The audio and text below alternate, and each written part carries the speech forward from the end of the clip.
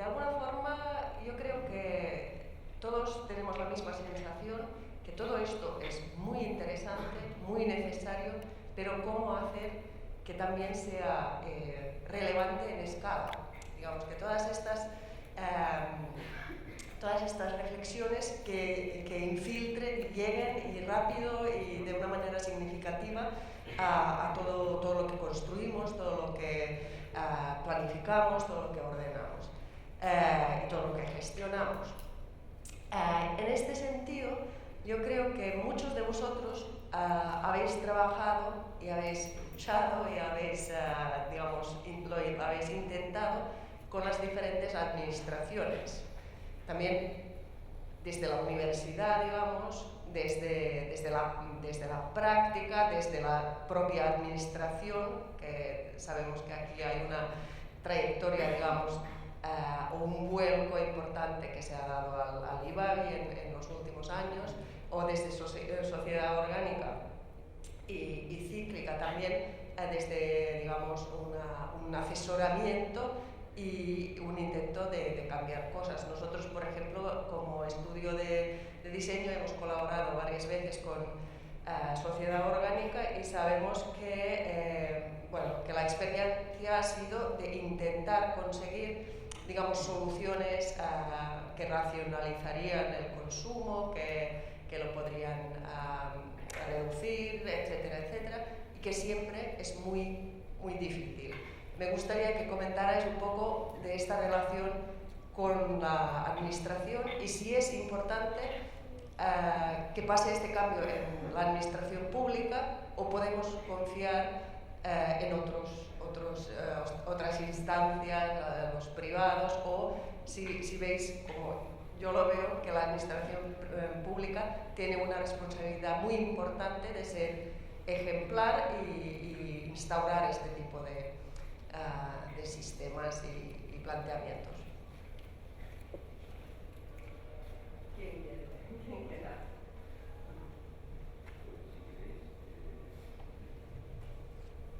Un poco como nos has mencionado y también porque en las consultas y llamadas que Carla presentaba, yo tuve una ayer de Nantes, ¿no? de Francia, y entonces era un arquitecto hace 10 años trabajando allí con un estudio, les va bien, están produciendo, y la pregunta era que cómo hacíamos para poder ir más allá de aquello que permitía la práctica habitual, la cultura, de cómo trabajar, lo que estamos acostumbrados, la zona de confort, la normativa, es decir, todos los frenos de estos que quieras, ¿no? A mí la pregunta me sorprendió porque pensaba que bueno, uno le parece que siempre el campo más lejano es el más verde, y resulta que no es así, ¿no? Que él, digamos, lo que quería era ver si podía tener compañeros de ruta que le pudieran ayudar, o procesos que le pudieran ayudar a vencer esas barreras. En momentos en que se presentaba, por ejemplo, la labor de rotor, que es realmente muy interesante, también te viene a la mente de decir, bueno, ¿cómo se hace para vencer una cultura de que si el material no es nuevo y no tiene su certificado y no puedo tener una garantía y la aseguradora de Senal me lo va a objetar en caso de que la obra sea, digamos, para un tercero, ¿no? Que no sea una autopromoción? ¿Cómo se da ese salto? Yo creo que no queda otra posibilidad que, asumiendo un cierto riesgo, asumiendo digamos, una cierta incomodidad por trabajar de una manera en la que no estás habituado, ¿no? Es decir, yo sé que podríamos decir, bueno, hasta que la administración esto no lo reglamente y no lo impulse, probablemente no podamos ponerlo en marcha. Sin embargo, bueno, aquí está la administración, por ejemplo, haciendo cosas de este tipo, ¿no? Y hay muchos otros que hemos trabajado con la administración, y según qué administración o quién en la administración está más dispuesto a poder, digamos, animarse a ir más allá de lo establecido, más allá de lo esperable, más allá de lo obvio, más allá de lo absolutamente seguro, normado, prescrito y digamos, como digamos, cubierto en términos de responsabilidades. Por otra parte, si fuera así, si solo pudiéramos hacer esto, yo lo encuentro como poco innovador y un tanto aburrido también como planteamiento, ¿no? Es decir, solo aquello que está resuelto en en términos de reglamentación o de prácticas. Yo creo que parte del encanto que puede tener cada uno de estos trabajos o proyectos es encontrar la manera de haber alcanzado a dar ese paso más allá. Yo diría por dónde empiezo, por dónde creo que empieza, que es sentar las personas adecuadas a la mesa. Es decir, con quiénes estamos hablando, quién promueve, quién es la ingeniería, quién es la arquitectura, quién es el usuario, es decir, quién es el conjunto de personas que pueden hacer que un proyecto pueda llegar a avanzar. Claro, si tenemos intereses muy contrapuestos o culturas de cómo enfocarlo muy diferentes, probablemente nos anulemos entre unos y otros, el resultado sea una frustración y una experiencia personal de que bueno, no hemos logrado avanzar nada. Entonces, estos pequeños avances que pueden haber pueden ser, como los ejemplos que se han puesto hoy y hemos visto aquí, pueden ser, por así decir, el ejemplo de referencia, ¿no? O lo que nos puede animar a ir un poco más allá. Cuando la gente dice, es que hay tal que ha hecho no sé qué, o hay tal ejemplo que no sé cuántos, o en tal sitio han conseguido hacerlo, se anima mucho más, ¿no? Por ejemplo, volviéndole la pregunta a Francia, desde los años 80 tienen, digamos, aquella iniciativa me parece muy interesante, que son las realizaciones experimentales, que permiten, por ejemplo, con una orden de 2 ministerios, establecer una flexibilización de la normativa en un sitio determinado, durante un tiempo determinado, y con unas digamos, justificaciones que no son exactamente las que están escritas, que pueden ser otras, y esto ha dado lugar, bueno, a mucha experimentación, que no es solamente la que se puede permitir, yo que sé, el proyecto de I+D o el centro tecnológico o el entorno, por así decir, separado de la vía de producción principal, que sería la del conjunto de la sociedad. Yo creo que eso, es decir, sentar a las personas adecuadas a la mesa es quizás es la manera que yo podría proponer para comenzar. Para añadir algo a lo que comentaba Gerardo, yo, bueno, aunque nos movemos en un discurso que tiende al catastrofismo, digamos, yo soy optimista de naturaleza y mi experiencia es que la administración, ¿no?, como tal no es un ente, sino que, como decía Gerardo, pues son personas, hay múltiples administraciones, ¿no? Y no sé, nosotros que trabajamos exclusivamente, exclusivamente no, pero prácticamente al 100% con la administración y empezamos en plena crisis entre el 2008 y 2009, no hemos parado de crecer en encargos, digamos, ¿no? Y en trabajo y en trabajos que nos interesan, ¿no? Hasta el punto que tenemos la suerte de poder hacer aquello en lo que creemos, ¿no? O lo que defendemos. Y mi experiencia es que es un campo en el que la administración ya está haciendo este cambio, ¿no? En el 2008 o 2007, cuando planteábamos según qué cosas, ¿no? En Caldas, por ejemplo, con el tema de las huertas, empezamos hace muchos años y no se entendía, ¿no? Hablábamos 2 idiomas distintos, pero yo creo que en ese sentido la administración ha pasado por un proceso informativo de toma de conciencia, ¿no?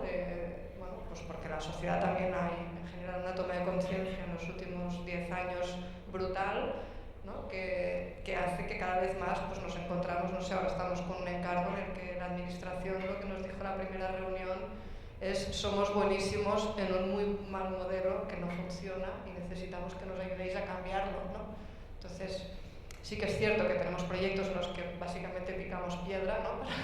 o hacemos activismo, digamos, ¿no? Y hay compañeros profesionales que nos consideran como que salvamos ballenas, ¿no? Y que no parece que tengamos una actividad profesional como arquitectos, ¿no? Pero yo creo que sí que hay un cambio en la administración súper importante en los últimos años y que lo seguirá habiendo, porque al final es lo que veíamos un poco con los datos que enseñaba Carlas, ¿no? También que la normativa va muy por delante de la práctica o de la industria, ¿no? O de lo que realmente nos permite, ¿no? Y la administración al final, como ente que no toma riesgos por definición, ¿no? En general, en el momento en que hay una normativa que le está obligando a eso, pues tomará riesgos de cambio para poder cumplir esa normativa y no asumir un riesgo que es el de no cumplir la normativa, ¿no? Y entonces yo creo que ahí hay un argumento como muy fuerte para generar esos cambios de mentalidad también.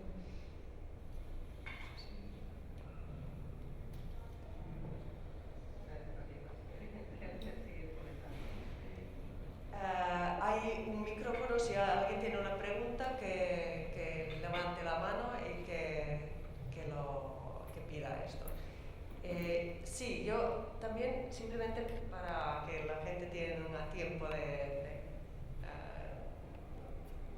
buscar el valor para levantar la mano, comentaba en esta cosa que, vale, la administración está haciendo cambios y está, digamos, y las administraciones al final, y las personas que trabajan en la administración, entendemos que no es un ente, pero simplemente me viene a la cabeza un comentario que hicieron a los Peristoral, que acaban de construir una promoción de vivienda de protección oficial al lado de Barcelona,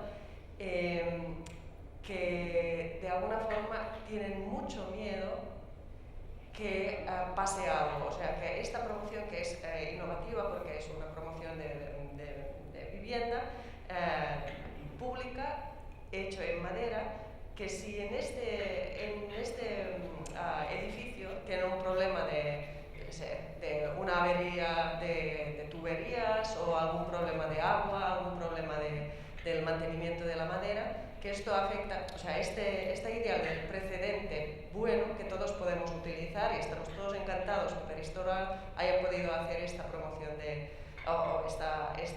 este proyecto de vivienda colectiva de un gran tamaño y que en principio funciona.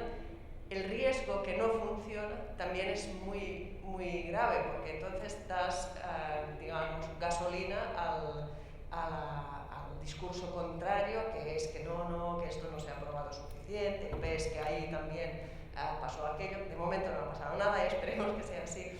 Pero ¿cómo veis, digamos, por ejemplo, Carlas, a mí me gustaría que comentaras algo en este sentido, que tú, por ejemplo, te metiste dentro de la administración y seguramente tuviste que hacer, digamos, todos los estudios que proyectamos, digamos, y estamos en esta relación con la administración desde, digamos, que nos sentamos en la misma mesa, pero representamos entes diferentes, es una cosa y tenemos, digamos, la lucha o tenemos las presiones de un lado y el otro, y del tercero y del cuarto, pero entiendo que también en el momento que te metes en el IBABI, tienes, digamos, tus luchas dentro de la institución, y que es muy difícil de convencer, sea la Posidonia o sea la cartografía material o sea lo que sea, y cómo se hace. O sea, esta importancia de las personas es lo que al final acaba resolviendo estas cuestiones, o sea, la fuerza de unas personas o qué mecanismos hay. Hola, per començar, ha d'haver un interès polític. Es decir, si no hay un interés político, la administración no cambia. Por tanto, a empezar, a mí me contratan en el 2009 porque había una voluntad de cambio de esa administración pública y ya sacaron unas bases para contratar a alguien con un perfil específico. Quiero decir que no eran las típicas bases de administración pública donde la mayor parte de puntos eran por los años pasados en la administración pública. Esto parece una tontería, pero es fundamental. Si la administración tiene claro lo que quiere, tiene las herramientas también para poderlo llevar a cabo. Tanto en ese momento, a mí se me contrata para que introduzca una serie de cambios sobre la línea de trabajo que se estaba haciendo, y funcionó muy bien en el momento en que propuse la elaboración de una especie como de manual de medidas ambientales para el IBABI, que en ese caso se contrató a Sociedad Orgánica, y que de alguna manera respondía a la petición, ¿no?, del cliente, que era la administración pública que me había contratado. Por lo tanto, tiene que haber una voluntad, un interés, y esa voluntad es el resultado de unas elecciones. I això hem de ser molt conscients. Vull dir, los votos tienen al final una dirección en un sentido o en otro, y en estos campos, por ejemplo, por desgracia. Es decir, la vivienda pública, el derecho a la vivienda, no debería ser una cuestión electoral. Quiero decir, debería ser como la sanidad pública, ¿no? El compromiso de cumplimiento de los ODS, ¿no?, o la ley de cambio climático, que traes una ley estatal que nos obliga a reducir un 23% las emisiones para el año 2030 y el 100% a 2050, esto no puede ser un tema electoral. Es decir, en 30 años tenemos que ser emisiones cero. Por tanto, si hay un gobierno que se plantea de verdad dar cumplimiento a esa norma, tendrá que poner las herramientas, entre ellas los profesionales que trabajan en la administración. Por eso antes os proponía y recordaba que entraseis en la administración, porque es muy importante que haya personas, como había dicho antes, la administración somos personas, y que den cumplimiento. Ahora mismo, por ejemplo, lo que está pasando en el IBABI es gracias a la directora gerente que tenemos en el IBABI. Es decir, hay una directora gerente que ha recogido el encargo de duplicar el parque de vivienda pública de Baleares en 4 años, que ya es un encargo que, como os podéis imaginar, es una bestialidad. No tienes que ser muy valiente para tomar ese testigo, y además ha decidido incorporar la parte ambiental de todas esas promociones. ¿No? Tienes que ser muy valiente. Por lo tanto, el gobierno balear compra esa iniciativa y ahora es una línea editorial de gobierno. Por lo tanto, al final es una decisión colectiva. Es decir, los políticos van a realizar lo que haga falta que le pide la sociedad. Por lo tanto, es muy importante que estos debates salgan de estas 4 paredes y se conviertan en debates a pie de calle, porque los políticos, si hay una solicitud social, lo van a hacer. Si no hay una solicitud social y además piensan que eso puede ser no solo beneficioso, sino contrario, obviamente no se va a dar lugar al cambio. Por tanto, al final es una petición colectiva de todos.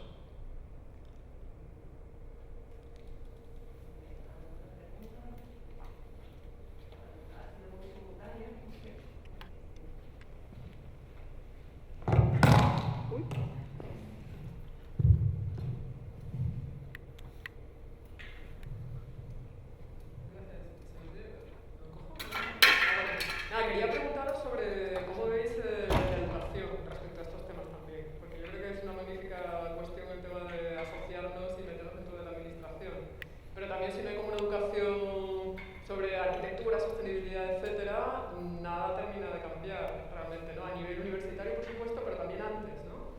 Y pienso que en los lugares donde veo que no sucede, que es en casi todos, ¿no? Pero venido por ejemplo de Nueva York, lo que sucede es que la educación al público acaba estando en manos de centros culturales muchas veces, que a veces son magníficos, como este, está muy bien. Pero por ejemplo, pensando en el MoMA, asocian siempre el tema del diseño, arquitectura, de la sostenibilidad, con procesos y diseños extremadamente caros, high-tech, que no tienen nada que ver con lo que hemos visto hoy, por ejemplo, ¿no? Entonces, no sé, sé que muchos estáis asociados a las universidades, o me gustaría saber si estáis metidos también en proyectos educativos de alguna manera.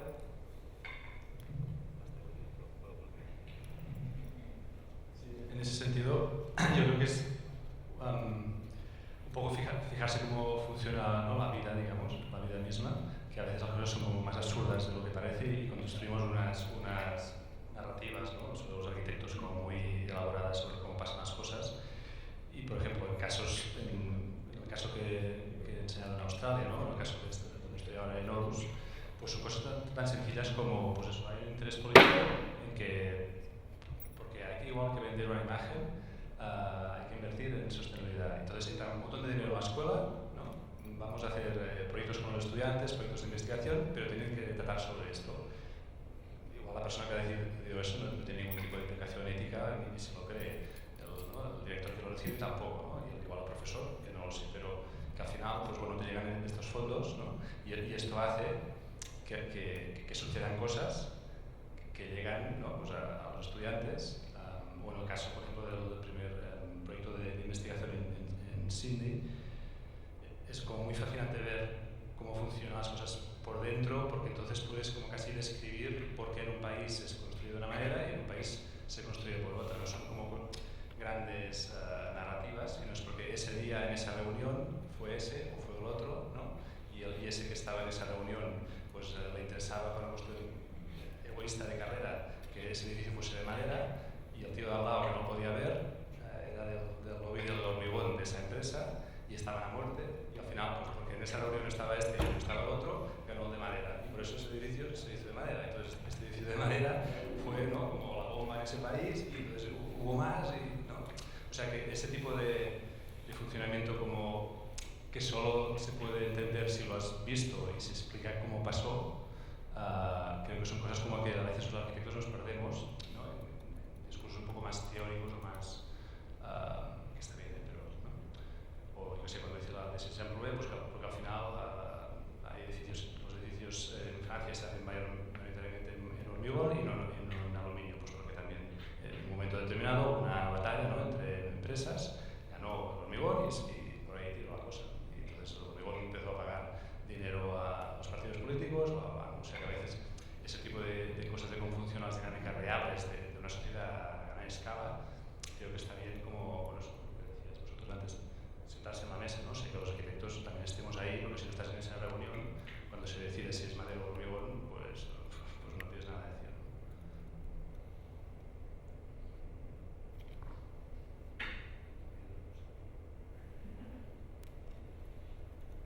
Bueno, no sé, para el tema de la educación o la comunicación, ¿no? También, porque si hablas no solo a nivel de los profesionales, no solo hablar de escuelas de arquitectos, sino hablar de la sociedad en general, son dos cosas muy diferentes, ¿no?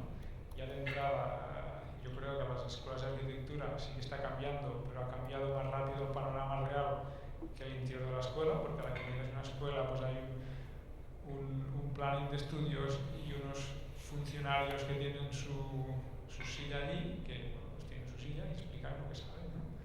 Y yo lo que me parece es que en los últimos 10 años, por decir algo, ha habido un cambio de las formas de ver el exterior, que este cambio no se empieza a trasladar, pero es más lento dentro de la universidad, ¿no? Por esta dinámica, ¿no? Y la sociedad igual es lo que estamos haciendo hoy de explicar estas cosas que funcionan bien, es un trabajo de divulgación, ¿no? de formación a la gente para ver, mira, aquello funciona, ¿no? Decía, para mí, yo os he enseñado estos muchos ejemplos, ¿no? Y hay muchos más, porque para mí la mejor forma de intentar convencer de esto es hacer cosas bastante, bueno, no vistosas en el sentido de una muy grande, sino de unos resultados muy claros para transmitir un mensaje con un hecho real, ¿no? Y que esto entonces se va reproduciendo. Lo que pasa es que nosotros tenemos la escala que somos aquí, que somos los que somos, ¿no? Y esto tendrá la difusión que tendrá, pero somos unos cuantos millones, ¿no? Yo que sé, en España, por ejemplo. Nuestra capacidad de difusión es la que es, y en cambio yo creo que quien manda en realidad tiene otra capacidad de difusión, ¿no? Y esto yo creo que sí que las administraciones van haciendo algo, pero a mí me da la sensación que aún quien manda ya se encarga de que las cosas pasen como quiere que pasen, ¿no?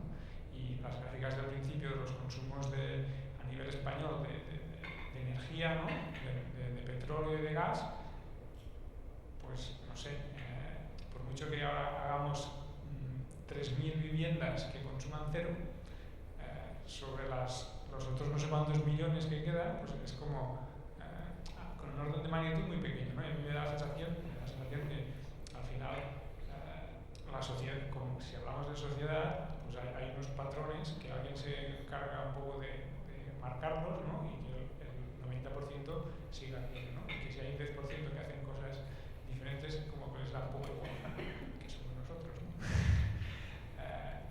Pero sí, y en la administración pues pasa un poco lo mismo. Hay gente que da su vida para hacer algo que tiene conciencia de que quiere hacerlo, pero en general son gente más bien pues que tiene un sueldo y tiene que hacer un trabajo y tiene un horario y ya está, ¿no? Y yo creo que esta es la diferencia de las personas, ¿no? De personas muy, muy implicadas o personas poco implicadas, sea en la administración o en el campo profesional y liberal, ¿no? O en las escuelas o donde sea.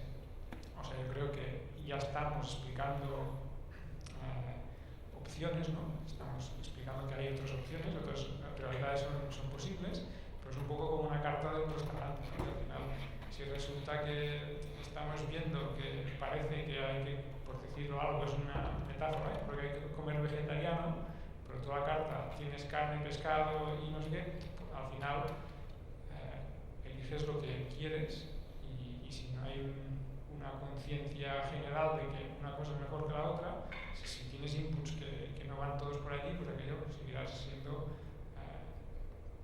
un poco lo que sea, a no ser que llegue un día que es que no no hay carne, el pescado y vegetariano, y no van a comer carne porque no hay, ¿no? Pero mientras se puede elegir, yo creo que los patrones sociales que en general, aún nuestro mensaje que estamos transmitiendo aún es muy anecdótico.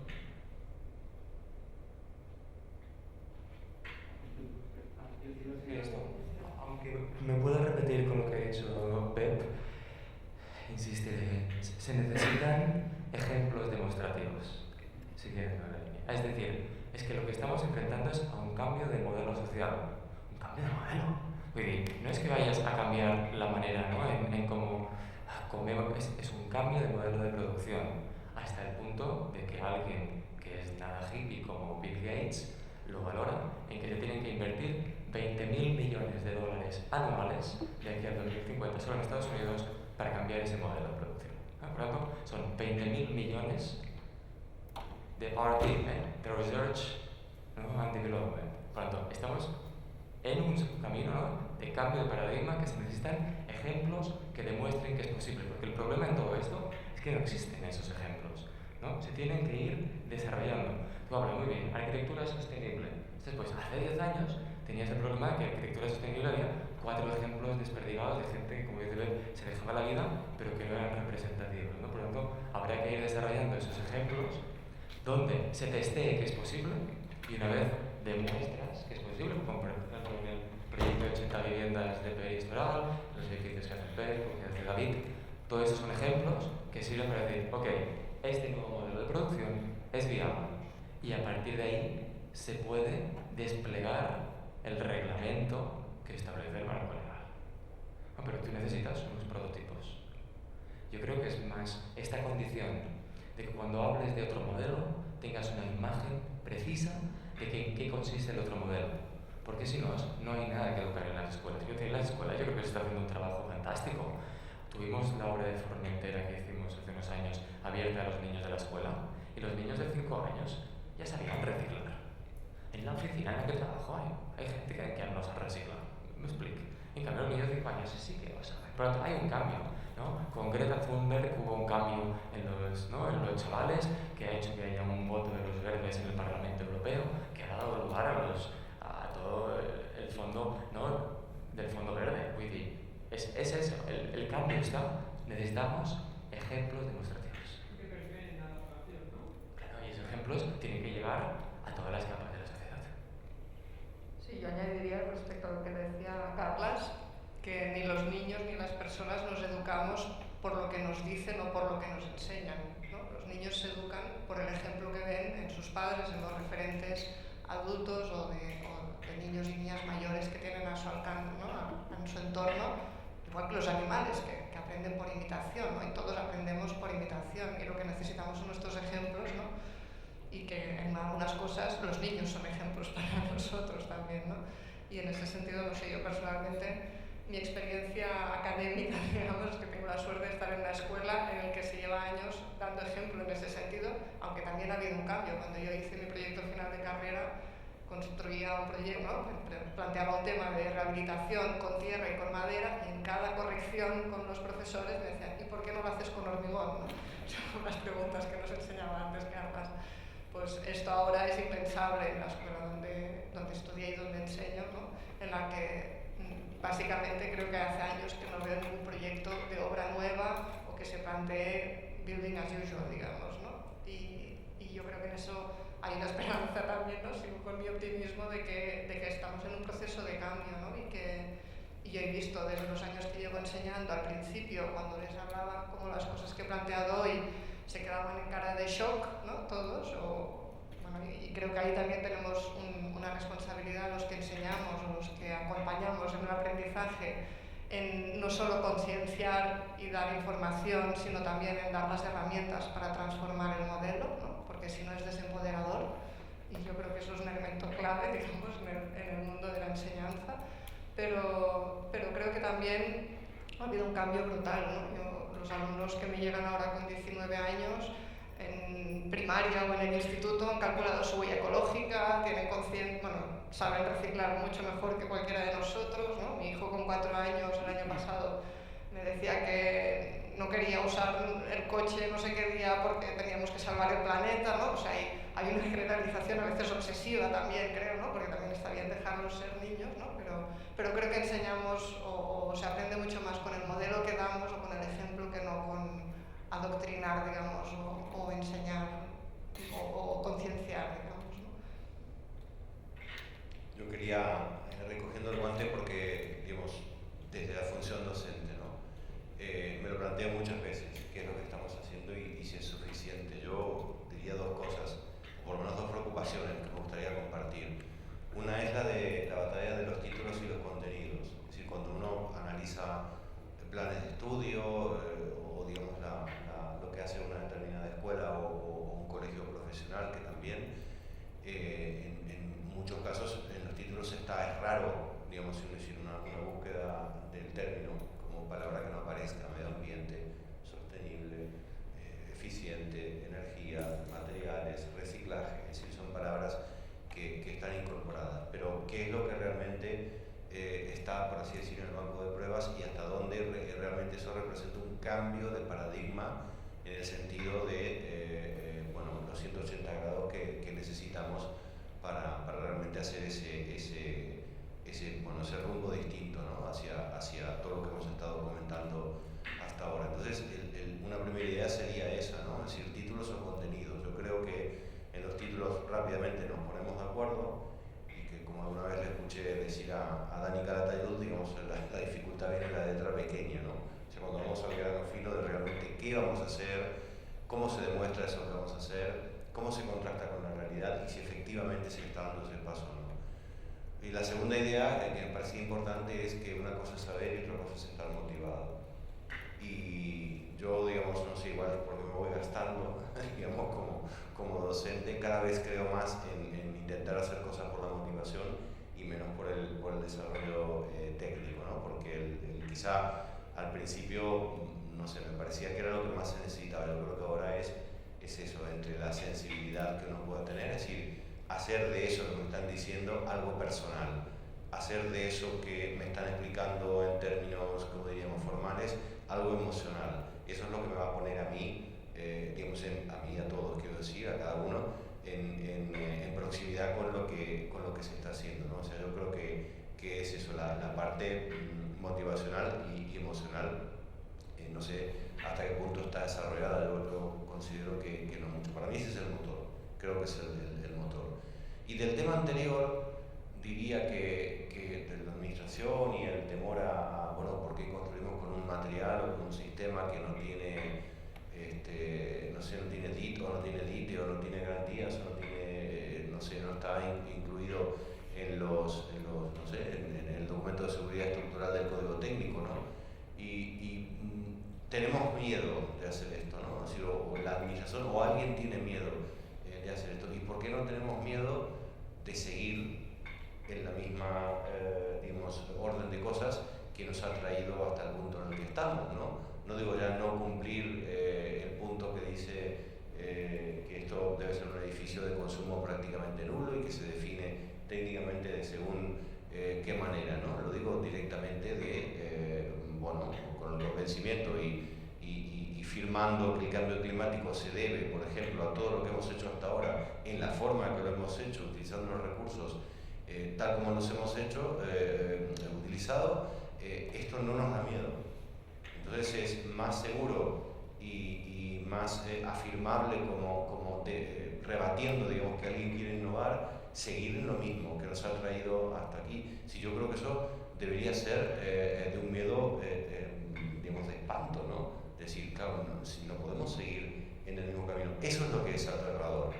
Lo otro es, mira, puede ser mejor o puede ser peor, pero por lo menos lo intentan, ¿no? Para aterrizar esto en una idea más concreta y que sé que va a ser polémica, en la salida del coronavirus, el Ayuntamiento de Barcelona, yo no voy a hacer una defensa de una gestión municipal o de una medida en concreto, ni siquiera de la resolución estética o técnica de esto, ¿no? Yo lo discutió con muchos compañeros y compañeras arquitectos que están enfrentadísimos, ¿no? Y debates encarnizados respecto del urbanismo táctico, respecto de pintar calles, respecto de reinterpretar el ensanche como espacios de uso y no como espacios de circulación, respecto de la presencia o no del coche, respecto de hasta dónde dejamos, por ejemplo, que la naturaleza se exprese de forma natural y hasta dónde seguimos domesticando en términos de jardinería, de cuadriculado, digamos, ¿no? Y yo digo, no sé si la resolución es muy feliz, si es lo que hay que hacer. Ahora los diarios de ayer decían que, ¿no?, las superficies se van a retraer un poco, ¿no? Pero haberlo intentado, haberse animado, haber propuesto, haberle puesto una cara y una responsabilidad personal a las cosas, a mí me parece muy interesante. Luego veremos qué queda de todo esto y hasta dónde somos capaces de llegar, ¿no? El debate, recuerdo la semana pasada, digamos, con una cerveza de por medio, decir, no, es que esto, claro, si no es improvisado, no resulta, es peligroso, lo creo que es bueno, lo que todos sabemos seguramente visto, leído o discutido, ¿no? Y yo digo, el 85% de los alumnos y las alumnas de Barcelona entrando y saliendo a las escuelas y permaneciendo evidentemente con aulas abiertas y con ventilaciones mecánicas que hubo que pararlas, eso tampoco nos da miedo.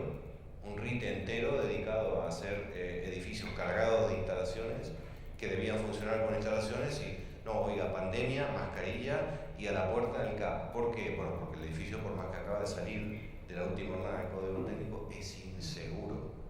Y lo que nos habíamos creído era que el RITE lo que nos daba era la seguridad de la calidad del ambiente interior. Nos hemos recibido bofetadas de todas partes que bueno, hay que aprovecharlas como un motor de cambio, ¿no? Digo, ese 85% de chicas y chicos todos los días entrando y saliendo de los colegios con niveles de contaminación en el aire por encima de lo que dice la Unión Europea, de lo que dice la Organización Mundial de la Salud, eso no nos asusta. No es suficiente como para animarse a hacer algo aún equivocándose, ¿no? Que más sabemos, vamos a aprender mucho más de errores que no de aciertos. Entonces yo celebro que ocurra y celebro la contradicción y el debate, porque creo que es lo que nos puede permitir hacer crecer, ¿no? O sea, el inmovilismo y el más de lo mismo pues nos trae la misma situación por la que nos hemos reunido hoy para intentar encontrar alternativas que no sean seguir en ese camino. Además, el miedo al fracaso no es fracaso, es solo miedo al fracaso. Una vez leí, el peor miedo es el miedo de lo que no va a ocurrir. Decía que una vez leí que el peor miedo es el miedo que tenemos a lo que no va a ocurrir.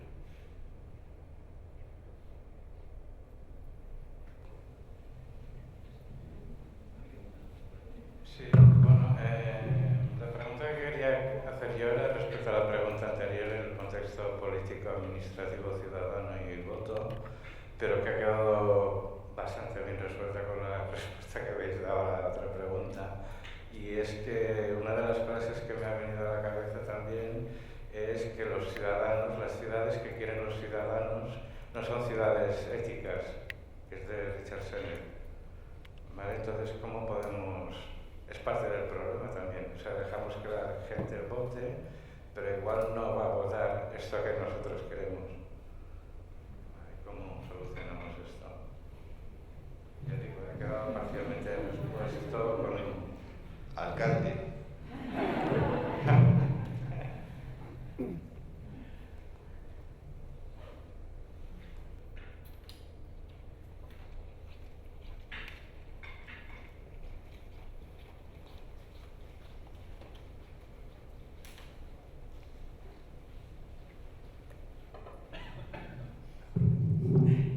Muchísimas gracias por venir, la verdad es que nos habéis ilustrado, no solamente eso, sino que hoy estaba hablando con un compañero y estamos diciendo que cuando vayamos a clase, la próxima semana, estemos con los alumnos y tal, una de las cosas que tenemos que hacer es poner estas jornadas para que nuestros alumnos realmente compartan y puedan ver lo que hoy habéis contado. O sea, por lo tanto, enhorabuena, de verdad, os lo agradecemos mucho.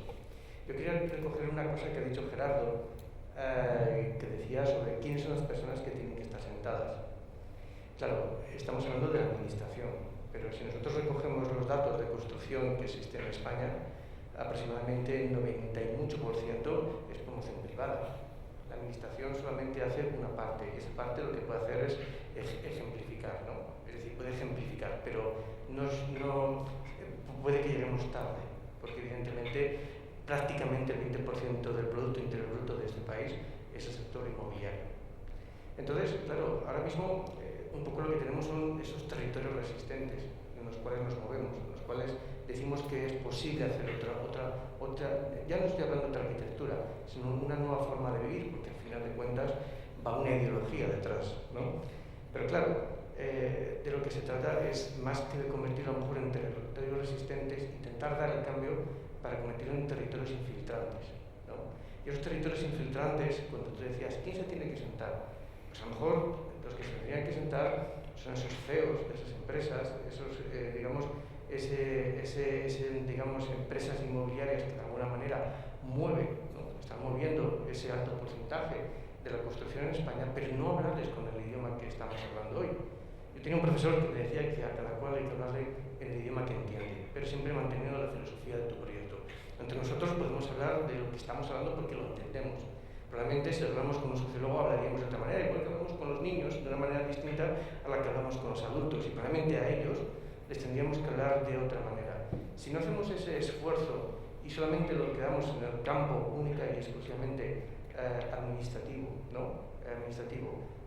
Y estamos viendo que es complejo, ¿no? Que es complejo. Tenemos un gran ejemplo, pero que no llega a todos los sitios. Si solamente lo quedamos ahí, o solamente lo quedamos en el círculo de las escuelas, por mucho que los arquitectos tengamos esa voluntad, ese aprendizaje, ese conocimiento, si no somos capaces de infiltrarnos y de alguna manera convencer con sus mismos lenguajes, ¿no? Con sus mismos elementos, de que es posible hacer otra arquitectura, aunque no lo entiendan, entonces todavía llegaremos a tiempo. Si no llegamos a tiempo, ¿cuál es el problema? Que al final estas arquitecturas que todos promocionamos, que todos hacemos, de alguna manera puedan quedar relegadas a elementos ejemplificantes, que ni siquiera sean capaces de hacer ciudad. Y el problema es que no hagan ciudad, ¿no? El problema de que no hagan ciudad estas arquitecturas es que al final acabarán en el suburbio, acabarán a lo mejor en el elemento periférico de la ciudad, no integrándose dentro de la ciudad. Entonces tendremos otro problema en la sostenibilidad, que es el coche, es el vehículo. Diremos, vale, pero es que vamos a emplear vehículos con baterías de litio, ya, pero ese litio resulta que proviene de tierras raras, que esas tierras raras, que para que un sueco tenga un coche eléctrico en su país, resulta que un chino le han destrozado lo que es todo su campo, su medio de vida, porque solamente es 3 sitios los que se producen en el mundo. Por lo tanto, yo lo que sí te diría es que ese debate le intentamos abrir, ¿no? Esos territorios de resistencia se convierten en territorios de infiltración, que evidentemente pues hagamos de alguna manera extender este lenguaje, no quedarnos única y exclusivamente en el lenguaje arquitectónico, en el lenguaje académico, en la enseñanza, sino que también seamos capaces de transmitirlo a aquellos a los que realmente son los que de alguna manera pueden ser capaces de cambiar el chip y que de alguna manera produzcamos que esa sociedad sostenible a la que nos vemos ya no es una necesidad ya, ¿no? por la emergencia climática que tenemos, de alguna manera pues seamos capaces de transmitirlo, de llevarlo a cabo, de comunicarlo, de expresarse, pero siempre con el arma, con sus lenguajes, porque si no me temo que vamos a llegar tarde.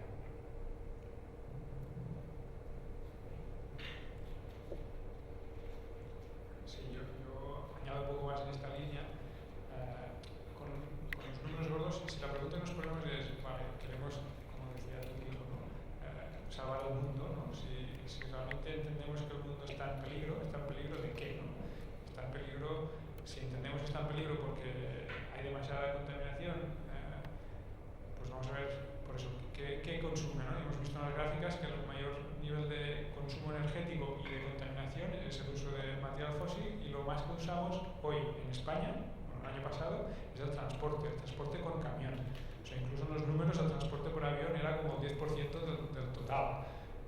Que el avión sí es muy aparatoso y bueno, pero es que lo gordo es el transporte por camión. Pues entonces, si los gobernantes realmente se lo creen, porque a mí me da la sensación que lo que hacen es un poco de maquillaje y 4 frases para quedar bien, y sí, sin carbón.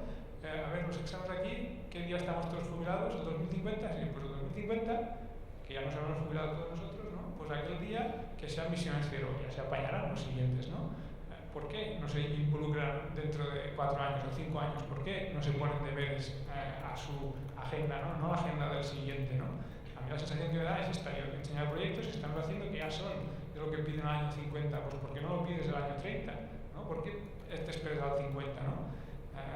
Y así muchas cosas. Ayer estábamos con un ingeniero, un bloque de viviendas, que vamos a poner fotovoltaico y para aprovechar el fotovoltaico, bueno, la norma dice que no puedes enviar tu fotovoltaico antes del contador, lo tienes que enviar después del contador, con lo cual estás enviando la energía a la compañía y después tú la compras. O sea, dice, no, pues esto no lo vamos a hacer así, ¿no? Lo pone la norma. Y dices, vale, así que hay normativas que parece que dicen que han cambiado, no sé qué, pero lo gordo está atado a favor de algunos, ¿no? Que no van para nada en favor de salvamos el planeta, bajemos la contaminación, para nada, va a intereses de algunos, ¿no? ¿Y qué transportan todos estos camiones de no sé cuántos miles de millones de toneladas que mueven? ¿Qué transportan? Cosas que consumimos. El 9% del transporte es transporte de bebidas. Bebidas. Dices, hostia, bebidas. ¿Que no te sale agua por el grifo? No, pues bebidas, ¿no? O sea, es mover agua, ¿no? Con algo más, ¿no? De arriba para abajo. Esto implica directamente a la forma de vida de la gente. O sea, si realmente, como en la gráfica, tenemos que bajar no un 10%, sino un 80%, o cambiamos de forma de vivir, de forma de comportarnos, de formas de comprar, de muchas cosas, o allí no se llega, ¿no? O sea, que si realmente nos planteamos llegar allí, o sea, hay que tomarse en serio, no solo hacer 4 casitas de madera y me pongo dentro, y 4 placas solares y 4 coches eléctricos, sino que hay que rebajar muchas cosas, o sea, no ir a según qué sitios, no transportar según qué cosas, es la única forma, ¿no? Hemos visto las gráficas de los materiales que la curva empezaba a dispararse a los años 60. Pues bueno, ¿qué pasa? Que en los años 60 no vivía la gente, no tenía una casa, no comían, no hacían vacaciones, o bueno, no cogían el avión y hacían 10.000 kilómetros para irse de vacaciones, ¿no? A lo mejor antes aquí en Barcelona pasaban al otro lado de Collserola para irse de vacaciones los ricos, ¿no? Bueno, pues era un modelo socialmente establecido y los ricos cruzaban Collserola para irse a la casa de vacaciones, ¿no? Los pobres pues no tenían casa de vacaciones y no iban a ningún sitio, ¿no? O sea que a mí me da la sensación que estamos hablando de decimales, ¿no? Cuando los números gordos están a manos de unos que no les interesa que esto vaya donde parece que tenemos que ir para salvar el planeta. Y esto mucha gente lo explica con el decrecimiento, ¿no? No puede ser que el PIB siga creciendo y que haya el movimiento que parece que tiene que haber para que la cosa funcione. ¿Qué cosa funcione, no? Pues es las transacciones económicas y el IVA y los impuestos que vienen derivados para que funcione no sé qué, ¿no? Yo creo que hay la imagen que sale por la tele y que los centros comerciales, el consumismo, el capitalismo exagerado, destructivo, va a favor de algunos y estos. Yo creo que son los que están. ¿Quién se sienta en la mesa para poner las decisiones importantes? Pues estos, ¿no? Nosotros no estamos ahí. Es que ni los gobernantes, ¿no? Son las empresas grandes que son las que mueven todo esto, ¿no? Creo yo. Y si no, los números lo marcan. O sea, si quieres bajar por el 50% el consumo energético, hay que cortar la barra grande, porque las pequeñas sí que podemos. Por eso yo me acuerdo cuando empecé a decidir a dónde me dedicaba, como ya era arquitecto, y dices, bueno, pues ¿qué impacto más grande tienen los edificios? Pues el consumo de la climatización, básicamente, ¿no? Porque si ahora cogemos y cambiamos todo las bombillas por LED, pues sí, vale, bajarás un 10%, pero el gordo, ¿dónde está el gordo? En climatización. Pues vamos a ver cómo se hace un edificio muy climático, cómo se hace un edificio que no requiera clima, ¿no? Porque es el gordo de la gráfica, ¿no? Con lo cual, una gráfica de hoy era como, pues, ¿qué es lo gordo que parece que dicen? Pues el transporte, pues si realmente se tiene un impacto para mejorar el aire, que los índices de contaminación sean mucho más bajos, pues tiene que incidir en el transporte. ¿Vosotros habéis oído algo del transporte? Yo que vengo de Lleida, pues la autopista A2 o la A2 es como un gusano de camiones en los dos sentidos, casi las 24 horas, ¿no? ¿Qué hicieron en Suiza? Cogieron porque pasaba esto de Italia hacia el norte, ¿no? Pues pusieron un tren y dicen, mira, subir cuando está lleno se va un tren y ya vuelven a bajar, pero por aquí no quemáis gasoil mientras pasáis, ¿no? Bueno, yo creo que no se atacan los temas gordos, ¿no? Y estamos aquí con cosas que están bien porque sí que tienen su impacto y a nivel de comunicación a los niños, lo que sea, se empieza a mover, pero lo gordo está por resolver.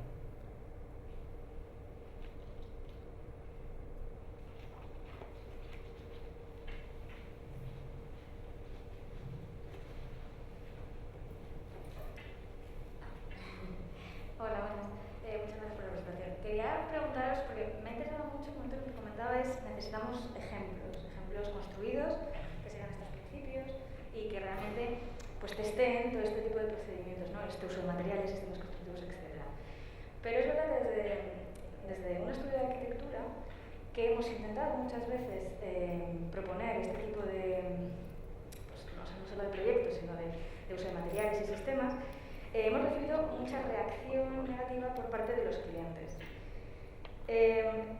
Me ha interesado también, o sea, hemos visto muchos ejemplos y es que a mí me parecen fabulosos, pero también hemos visto el precio por metro cuadrado, que justo se ha marchado, pero bueno, el precio por metro cuadrado de lo que cuesta construir un ejemplo en estos términos. Que sigue siendo, o por lo menos en comparación con lo que hemos estado construyendo en otro tipo de materiales más tradicionales y menos respetuosos en todos los términos, sigue siendo más económico ¿no? continuar con una construcción en hormigón o con ladrillo. Claro, a nosotros sí que nos ha pasado tanto en el ámbito privado como con las administraciones, que hemos propuesto sistemas o sea, cosas tan sencillas como vamos a usar la madera, vamos a usar estos sistemas bioclimáticos para construir una fachada. Los hemos evaluado económicamente, hemos dicho precios, y es que nos han venido con contrapropuestas de no, tu edificio se puede construir en hormigón abaratando tanto por ciento, así que vamos a hacerlo así, ¿no? Entonces tienes como esa frustración de no poder llegar a ejecutarlo, porque casi te obligan muchas veces, evidentemente, o sea, bueno, depende de los entornos económicos, pero el dinero manda, el presupuesto manda, todo siempre va para abajo, para abajo. Entonces hemos usado muchas estrategias con nuestros clientes. Hemos usado la estrategia pedagógica de vamos a educarles en estos términos, porque quizás sí que no lo están entendiendo del todo. La del miedo de, oye, no, que es que está pasando esto con el planeta, que es que nos vamos al garete. Pero tampoco funciona. Incluso la de, hacemos presupuestos no a corto plazo, vamos a hacer un presupuesto a largo plazo. El consumo va a ser mucho menor, en X tiempo tú vas a rentabilizar esto. Pero tampoco lo entiendes, ¿verdad? Lo que comentaba, ¿no? Que al final quizás el cliente no quiere una ciudad o una construcción ética. Pero quería preguntaros a vosotros cómo lo abordáis o qué estrategias podemos llegar a... Porque yo creo que también tenemos que aprender de eso, necesito aprender de vosotros, que lo habéis conseguido construir. ¿Qué tipo de estrategias manejáis para hacer realidad, para llegar al momento de empezamos a construirlo? Vamos a responder yo. Primero te lo tienes que creer muy bien tú, ¿no? Tienes que tener clarísimo. Que si tienes un 0,1% de duda, te entran por allí, ¿no? Tienes que tener clarísimo. Esto ya es un punto bastante a favor, tener tan claro. Esto es una cosa. Y después, no sé, al final sí que hay un tema de que elige el cliente al final es dueño de lo que va a hacer, ¿no? Y es como, oye, ¿dónde vais a comer? ¿No? ¿Qué vais a comer? Pues tú elegirás comer. Puedes comer una croqueta de no sé qué, o puedes comer una ensalada, o puedes comer, ¿no? Pues un poco lo mismo, y no vale lo mismo pues una ensalada no sé qué, que una croqueta no sé cuántos, que unas patatas fritas, ¿no? Pues es un poco lo mismo. Tiene que haber un mínimo de conciencia social, ¿no? Que tiene que tener esto, ¿no? Para, claro, si ya van, solo quiero el dinero, la otra opción es hacer la casa un poco más pequeña, ¿no? Dices, bueno, pues tú qué presupuesto tienes, nosotros lo abordamos así, ¿no? Pues con este presupuesto puedes hacer esto, ¿no? Con estas calidades, claro. Y bueno, lo de explicar a largo plazo, niveles de confort, por eso una opción también es cuando ya tienes varias hechas que funcionan bien, pues que las puedan ver, que puedan hablar con quien está allí, y pueden decir hasta qué punto valora este precio más alto o más bajo según la calidad, ¿no? Pues un poco como la ropa, porque puedes llevar un corsé de algodón que vale 10 euros, ¿no? O uno de fibra que vale 3, ¿no? Y dices, bueno, pues tú quieres vestirte con 3, ponte este de fibra y a ver, ¿no? O la durabilidad, o bueno, claro, hay un mínimo de base tienen que tener, porque si van a lo mismo, pues bueno, pues ponte a dormir en la calle, ¿no? Sí, es que es más barato. Pero primero es entenderlo, la conciencia y hacer hecho mal, pues como los que tenían ahora miedo que habían hecho la primera de madera y a ver qué pasará. Pues bueno, cuando hayan hecho 10 y no tendrán miedo porque si falla una, como tienen 9 que han ido bien, pues la gente no entenderá que si hay un accidente por la calle, un coche que se ha estrellado y nadie se pregunta, uy, y pues yo me vendo el coche porque ha habido un accidente, ¿no? Bueno, es tener muy claro y que entiendan que la calidad va por delante del precio. Para tu tranquilidad, creo que nadie de los que está aquí, y me atrevería a decir nadie de los que está aquí, que es arquitecto, ha convencido al tipo de clientes que describes. Porque al final, hombre, tu deber como arquitecto no es dar razones objetivas por las cuales una cosa crees que está mejor que otra, ¿no? Pero al final, si esa persona pues, no las valora, pues tiene que buscar a otro arquitecto. Entonces, no sé, yo creo mi respuesta en ese sentido, no sé qué pensáis vosotros, es tener la suerte de que un día viene uno con lo que puedes hablar. Y si puedes hablar, entonces la cosa no empieza a tirar. Si tienes la suerte de que no solo puedes hablar, sino que además se construye, pues ya tienes uno, ¿no? Y igual este uno lo ve a otro y va viniendo, ¿no? Y así van pasando los años y al cabo de 15 años pues vienen 3 y después vienen 10 y no conozco otro camino. Y entonces es un poco, perdón, apretar el culito que mientras tanto no te pase nada y tengas suerte y vayas tirando. Y ya está, no creo que haya más. Yo, sin responder a la pregunta, porque yo creo que te han respuesto mucho mejor que lo que podría hacer yo, y estoy totalmente de acuerdo, simplemente añadir una reflexión más macro, ¿no? Que el hecho de que sea más barato construir en hormigón, en ladrillo, en acero, en aluminio, que en materiales de origen vivo, digamos, viene porque tenemos un sistema industrializado en que consiste en abaratar costes a base de externalizar costes ambientales que no pagamos, ¿no? ¿Por qué bebemos agua embotellada? Porque no pagamos lo que vale realmente ambientalmente producir el envase, reciclarlo y que sea reasignable por el medio. Entonces, hasta que no haya un cambio, ¿no? Así como antes era muy optimista, soy muy crítica con el sistema legislativo y cómo la administración lo aplica, hasta que no haya una presión suficiente social como para que cambie la normativa y se internalicen los costes ambientales en todo nuestro sistema industrial, no habrá un diálogo, digamos, en el que salga más económico trabajar con materiales del lugar y vivos que no en los que vienen de un proceso industrializado. Pero por lo que decía antes Josep, ¿no? Los que están decidiendo cómo son estas normativas, pues el Código Técnico Español, están ahí todas las grandes empresas constructoras, los lobbies de la empresa de construcción detrás, que no les interesa que nada de esto sea normativo ni que se internalicen esos costes porque basan su crecimiento económico en eso, ¿no? Entonces, hasta que no haya un cambio de internalización de costes, pues eso, dependerá de la suerte que tengas de que te venga alguien con conciencia, pero no será un tema generalizado porque no se puede generalizar, porque si se mira solo lo económico, en el sistema en el que estamos todavía, o entramos en un proceso de decrecimiento y de cambio de modelo económico que dudo que sea inmediato, al menos está bastante crudo el tema cuando solo se mira la economía. Una fase que podríamos llamar de tirar flores.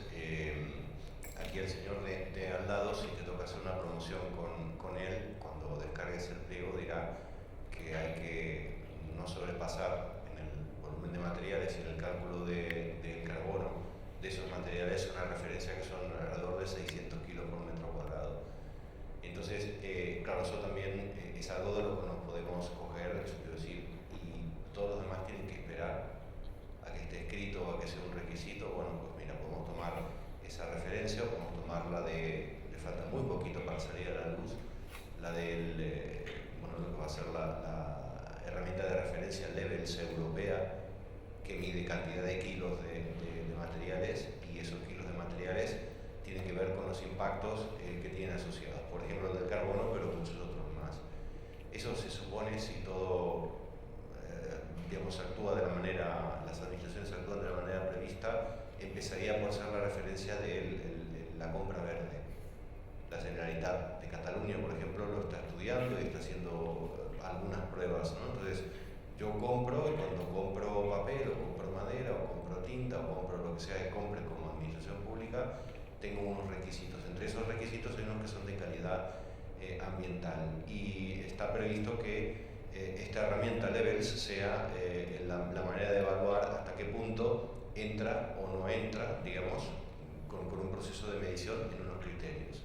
Eso por un lado. Por otro lado, existe bastante desarrollada, ya también en principio de aplicación en contratación pública, la taxonomía de las actividades económicas y financieras de la Unión Europea, que se va a regular por unas definiciones que distinguen qué es y qué no es, o que se considera o no se considera, dentro de unos parámetros serios y rigurosos de sostenibilidad, que pueden ser mejores, peores, discutibles o no discutibles, pero que por lo menos son unos que se implantan. Entonces, gran parte de la financiación, digamos, que vendrá incluso para el sector público, pero también para el sector privado, deberá pasar por cosas de este tipo, ¿no? Entonces, uno podría decir, bueno, ¿qué hago? ¿Me espero y sigo durmiendo hasta que eso sea una obligación, entonces me quede desfasado?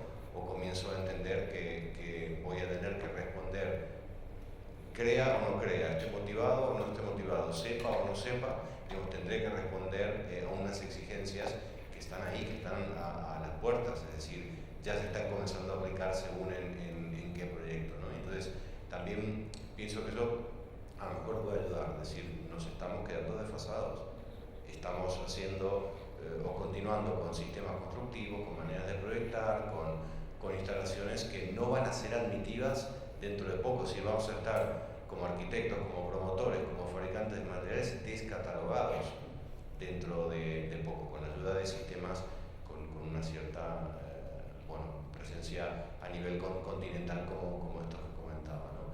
Y luego lo otro, creo que es muy bueno lo que decía recién Elena, en el sentido de decir, cada una cosa es el coste y otra cosa es el valor, ¿no? Nuestros grandes teóricos, Valero, Naredo, etcétera, que hemos leído y nos han inspirado tanto, entre las cosas que distinguían me venían a la mente rápidamente dos ideas. Una es que la economía convencional, digamos, se ha basado constantemente en el coste de extracción. De hecho, decimos cosas tan ridículas como producir petróleo, en lugar de extraer y podemos decir, expoliar, contaminar, podemos decir muchas cosas más, ¿no? Pero, digamos, no hay el asumido el coste de reposición.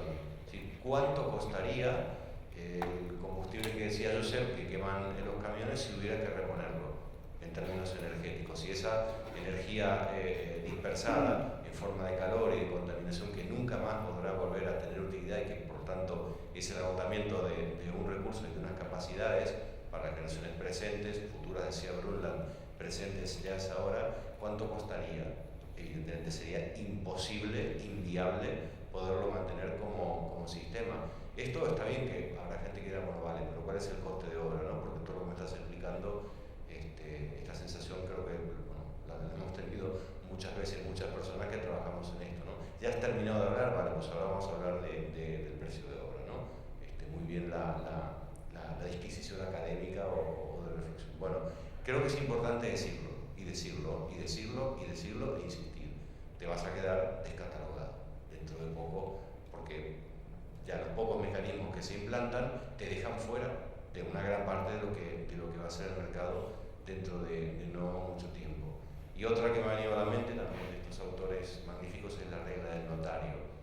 Naredo, José Manuel Naredo, uno de los economistas ecológicos más importantes que tenemos en España, digamos, determina una ley que es, digamos, cuanto más se acerca al notario el hecho de construir, digamos, menos trabajo hay y más valor agregado hay, ¿no? Si esto los que somos arquitectos hemos padecido mucho, ¿no?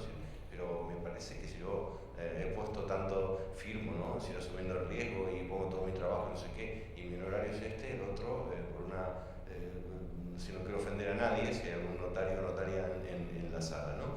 Pero, digamos, a medida que te acercas al notario, empezando por lo que cobra, digamos, alguien que extrae en Asia un material para que luego se pueda trasladar aquí,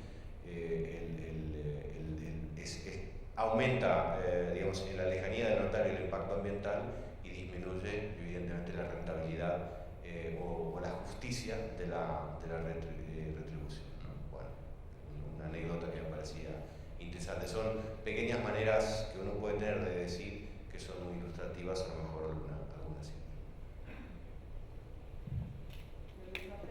¿Cómo formar a niños que sean críticos en las escuelas y llevarlos a debates a las escuelas y que puedan vivenciar algunos de los proyectos interesantes donde se utiliza la sostenibilidad?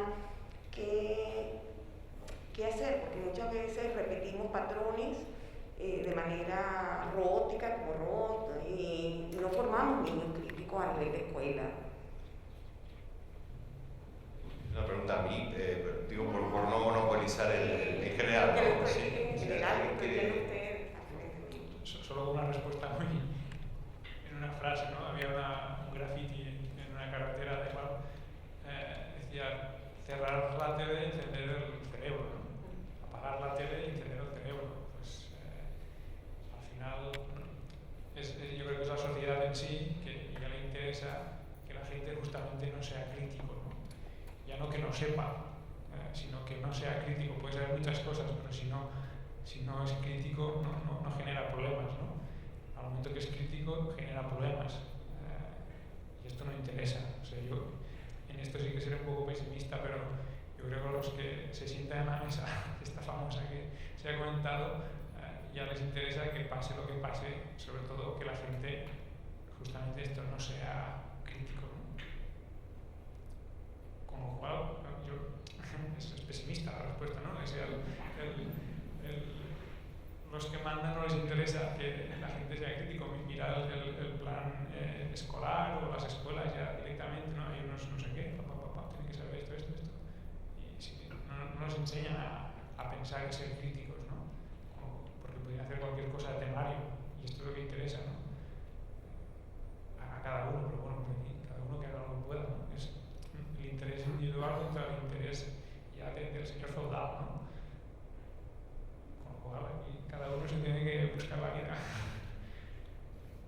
Bueno, en realidad no me gustaría acabar con este comentario tan dramático, pero nos toca por ahora simplemente lanzar algunas cuestiones, como por ejemplo imaginar las escuelas como, digamos, ejemplos. Hemos hablado de modelos. Si las escuelas como edificios, como lugares físicos, fueran ejemplos de esto, de lo que hemos hablado hoy, quizás sería una cuestión. Yo creo que hoy hemos estado con gente que están aportando su granito de arena. A veces es un granito un poco más consistente, o un grupo de granitos. A veces puede que los ejemplos son realmente quedan en el granito, pero me gustaría acabar la conversación igualmente con los mensajes de, digamos, optimismo que también han salido aquí, y también referir a lo que ha comentado Carles Oliver, que la esperanza es provocar un cambio político, y todos a votar cuando hay elecciones, y todos a de alguna forma nuestro poder es poder influir en la opinión pública, que después los que se sientan en la mesa de aquella pesada y de la brillante, pues que de alguna forma tengan la presión de la sociedad que les arropa o les devuelve. Muchísimas gracias por toda la sabiduría que habéis repartido hoy, y muchísimas gracias al público. Esta tarde a las 6:30 hay el último debate de este ciclo. Estáis todos muy bienvenidos, simplemente con una anterior reserva de asiento. Y nada, gracias y a votar cuando hay elecciones.